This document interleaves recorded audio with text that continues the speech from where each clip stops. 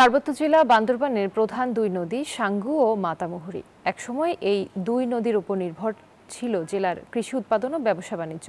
৮০-র দশক থেকে স্থলপথে যোগাযোগ ব্যবস্থার উন্নতি হয় গুরুত্ব হারিয়েছে এই দুই নদী। এখন এই নদীর চরে চাষ করা হচ্ছে শীতকালীন সবজি।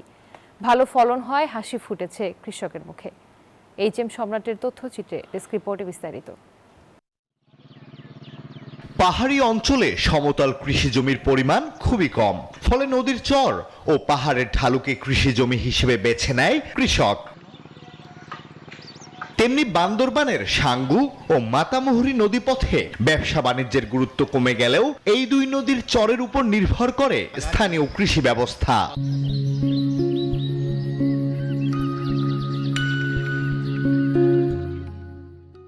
এই চরে চাষ হয়েছে ফুলকপি, বাঁধাকপি, মূলা, বেগুন, টমেটো, শিম, বরবটি, মরিচ, আলু সহ প্রায় ১২ থেকে ১৩ প্রকারের শীতকালীন সবজি। আবহাওয়া অনুকূলে থাকায় ফলনও হয়েছে বেশ। চাষ হয়েছে চীনাবাদামও, তবে এবার ভালো হয়নি বাদামের ফলন। কৃষকের মাঝে সার, বীজ, নানা কৃষি উপকরণ এবং কৃষকদের প্রয়োজনীয় প্রশিক্ষণ দেয়া হচ্ছে বলে জানায় কৃষি বিভাগ। চলতি মৌসুমে বান্দরবানের সাঙ্গু ও মাতামুহুরী নদীর চরে প্রায় ৪,০০০ হেক্টর জমিতে রবি শস্য সহ বিভিন্ন শাকসবজির আবাদ হয়েছে। Desk report, news 24।